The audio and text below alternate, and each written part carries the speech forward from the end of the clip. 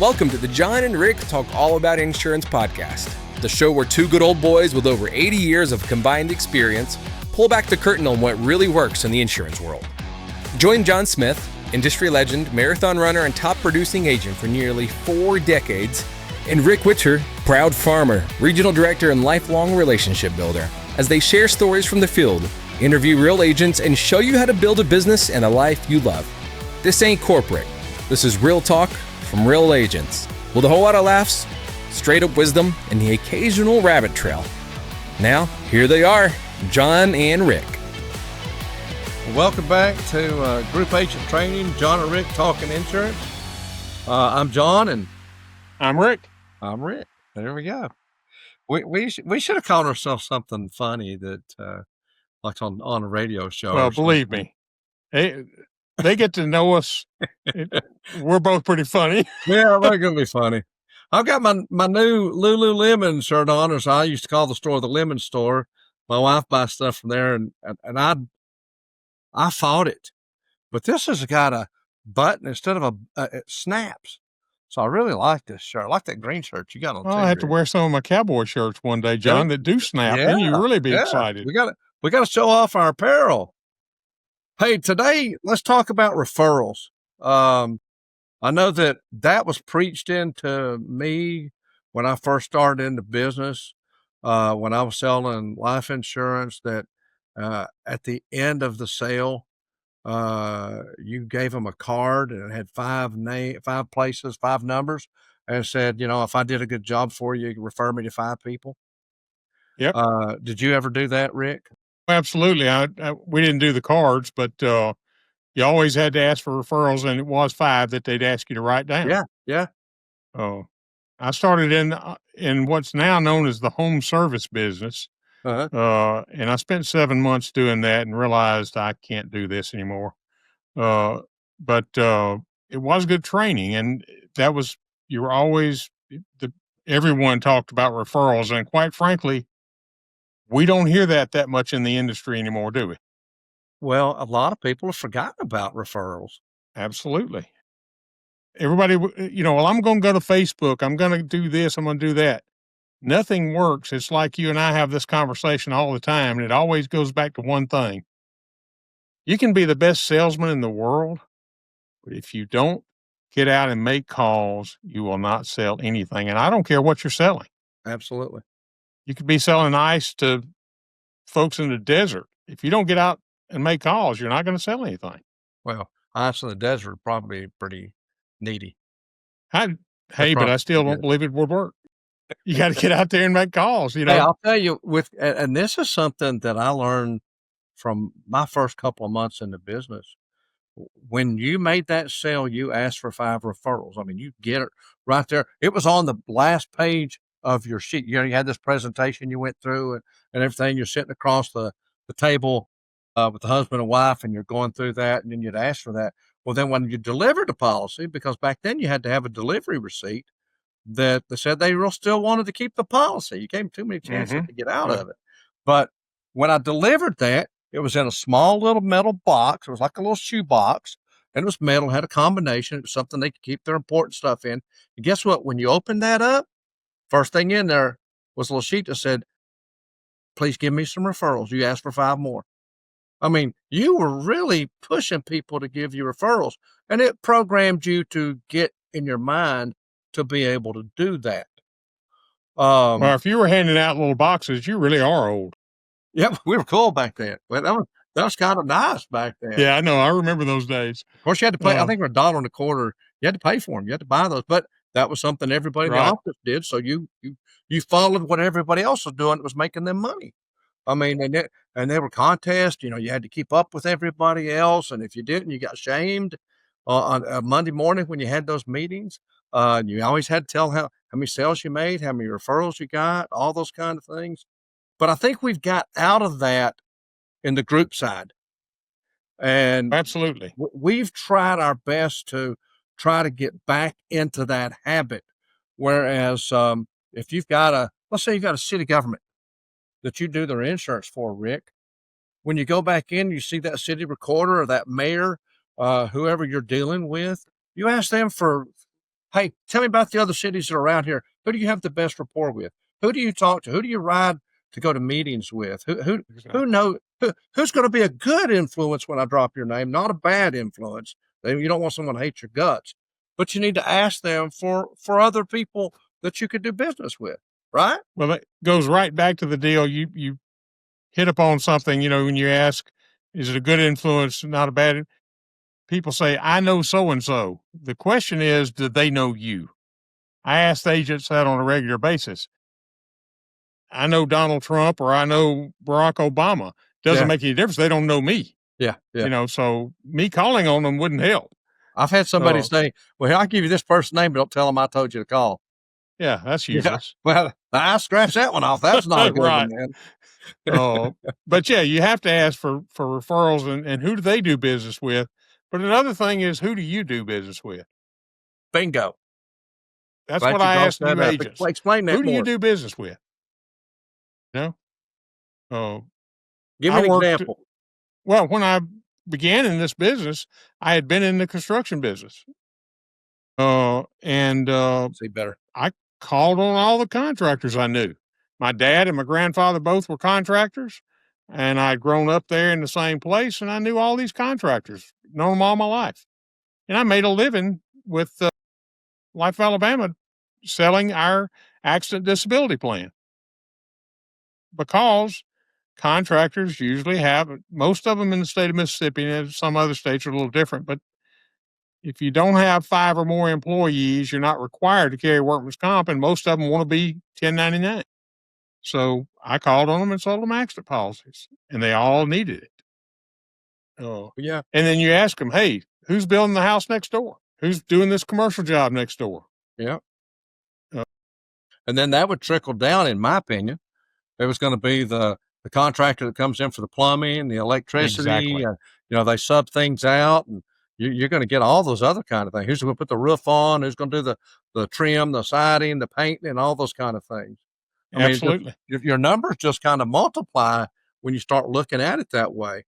We've got a lot of new agents that I tell them, I say, where do you buy your gas in the morning? What convenience store do you stop at? Have you talked to them about insurance? Where do you drop off your laundry, your dry cleaning? Do they have insurance? Who do you call for a florist when you send flowers to your wife for Valentine's Day, which you better make sure that and your anniversary you do. It's amazing how they triple or quadruple the price of flowers for Valentine's Day. Well, it makes sense. Yeah. I always tell my wife she's going to get candy, but it's going to be 2 days after Valentine's when Walgreens has them 75% off. Oh, you just wait. Folks, I'm working with Steph, John's wife, next week. Just wait till I tell her. Wait till I tell her this. Don't tell her my secret. She knows everything about you, John. I know. She still puts up with me. And she still stays with you. Lot to be said for that. Yeah. Same thing for mine. But periodically, agents that are out there and listening, this is for you. If you've got a group, call them up. Just check in and see what's going on. Go by and see them. See what's going on. Hey, just want to make sure everything's good. Is everybody happy? And before you hang up, by the way, who should I go call on? Who else should I be calling on? You can send them an email. You can send them a text, happy birthday, and be sure to refer me to some people. I've got that's one of the things we've gotten away from too. When I got in this business, I know it was the same way with you because we've been in the business about the same length of time. You're a little longer than me. We sent birthday cards out. Yeah. And today it's so much easier. You can send birthday emails. Yeah. Or text. Or text. And the other thing that I thought about a moment ago when you were talking about referrals, we've both had this happen. You have an employee that you've got insured, and he leaves and goes somewhere else. Bingo. Great referral. Yeah. You go in and say, hey, what do they have? It's a great time. He can already attest that you'll take care of him. Our office is a little larger than most, and we have 4 support staff ladies here in the office. And the one lady that takes care of billings, when someone leaves the group, she calls that person just to remind them what they've got and that some of the benefits they can still keep. And then she always asks where they're at. and then she'll report back some spreadsheet once a month and say, this person left and went here. Don't think we don't go call on that group. Like you said, you were doing a good job for them when they were at that group and you got another group. It's just like a brand new lead to go call on. Absolutely. Or if you have someone that has both you and I both have had some pretty big claims with Life Alabama, me thrown from the horse, and you, the wreck on the bike years ago. Yeah. And that's plus miscellaneous small claims. But you have someone that has a nice claim and you took care of them. If you don't take care of them, you probably just ruined your business there. Yeah. But the company will take care of them if you'll just do your part. Now, that's another thing that we haven't talked about in the other podcast, but so many companies today, the larger companies will say, don't be involved in claims. Life of Alabama never tells us that, do they? Correct. Help that person. Your job is not just selling. That person trusted you and bought from you. You owe them the help to help them with their claim. That's part of your job. Don't you think, John? Oh, I agree. And I'm not good at that paperwork. Some agents, that keeps their business by going out and handling these things personally. I've got a lady in the office here named Davina, and Davina is people's best friend. I call her the bulldog. If she sees another $50 she can get for you on a claim, she's going to get you that $50. And people will call me and say, Davina did such a great job. And so it's people you have in your support staff or they're around you, or if it's yourself, then you need to be that person. But yeah, you need to work hard on people to get those claims because those are going to be referrals. Trust me, if the claim's not paid and they're upset, they're going to tell probably a lot quicker how mad they are that the claim didn't get paid. But if it was paid, they're going to tell people how good it was, and then people are going to want to hear what you've got to say because everyone talked good and favorable about you, right? Exactly. Taking care of clients is one of the best ways to get referrals. Absolutely. And it will come back to you. And you and I both have had sometimes new agents, sometimes people that have been in the business a few years that, well, that's not my job. Well, as you said, you may not take care of it, but your office takes care of it. Yeah. If you take care of your clients, you will have more business coming. Yeah.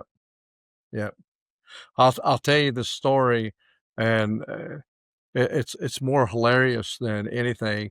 I was done with the sale, and like I said, when I was back selling people that were graduating from college, I was in married student housing on campus there, and a husband and wife, and they had about a year and a half old, and so I've done the sale. She's asking questions and things like that, and everything's good. And then I got to where I was asking for referrals, Rick. And so they're thinking of people and everything. And right in the middle of this, the baby climbs up in her lap and gets right in her chest. And mom raises up her top and starts breastfeeding the baby right there at the kitchen Did table. that throw you off, John? I have to ask. It threw me so off, Rick.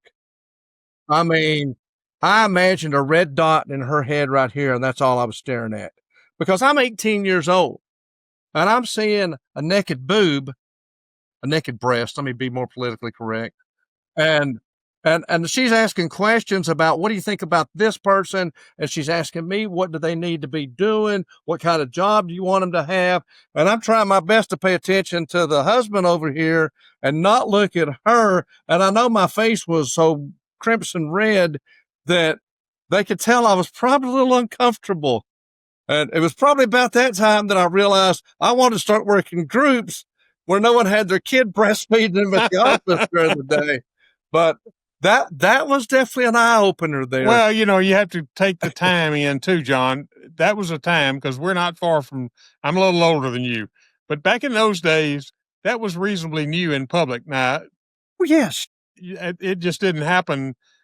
People would go to another room if they did, and a lot of people didn't breastfeed. That was the time when they didn't breastfeed. right. There was the time that everyone did years ago, and then the 60s, 70s, and starting maybe the end of the 70s is when that started to come back. Yeah, this is about 80, 81, somewhere right around there. But you know what? I made it through it. I probably got a little tongue tied, a little embarrassed, and started sweating, and they could probably see you sweat, as they say.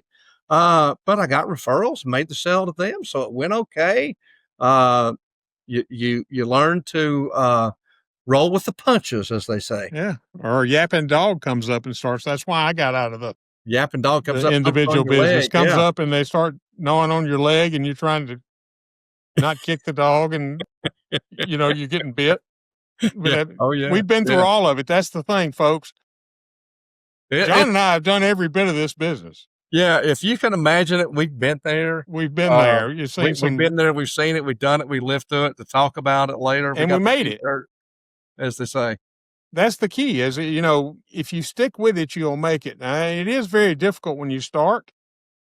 It's not an easy business, but no business is easy to start. Right. And if you stick with it and keep doing the basics, ask for referrals, ask people to buy. No one comes to you. I've never had anyone come to me and ask to buy insurance unless they want to buy life insurance because they just got diagnosed with some fatal disease. Yeah. Oh, yeah. Or they want a cancer policy because they just found out they've got cancer. Well, it's a little late, Yeah. So let's reiterate, and then we're going to be done. Today was a little shorter of a session. Talking about referrals, that's pretty easy. Y'all should already had this beat into your head when you first started in the business like we did. But ask them when you're making the sale if they have somebody that's in the same situation that would benefit from the same product that you offered. Ask them periodically as years go on, as you've built your relationship. Rick and I both have talked about this in the past. Our groups are not just business. We make it personal.